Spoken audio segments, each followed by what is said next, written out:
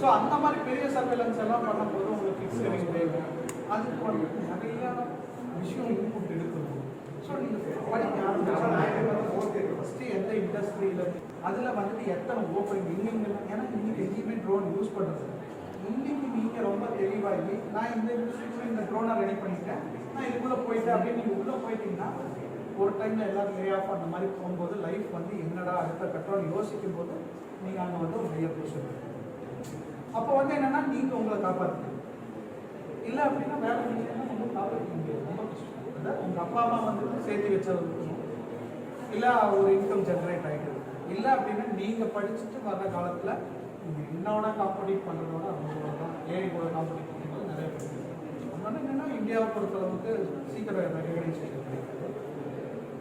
என்னால் வந்துட்டு என்னால் என்ன பண்ண முடியும் அப்படின்னா, நான் ஏன் இதை கொண்டு வரேன் அப்படின்னா, இது ஒரு காலேஜ் கொண்டு எனக்கு கொஞ்சம் கான்ஃபிடன்ஸ். ஸோ என்னால் உங்களுக்கு வந்து ப்ராப்பராக கைட் பண்ணி உங்களை அப்ரோச் பண்ணுறது. நான் ஃபஸ்ட்டு ஆர்பிடிஓ இங்கே ஸ்டார்ட் பண்ணிட்டு தான் காலேஜஸ் அப்ரோச் பண்ணுவேன்.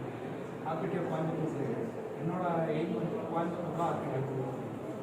ஸோ அதுக்காக இன்வெஸ்டர்ஸ் ஆர்பிடிஓ 2 வருஷம்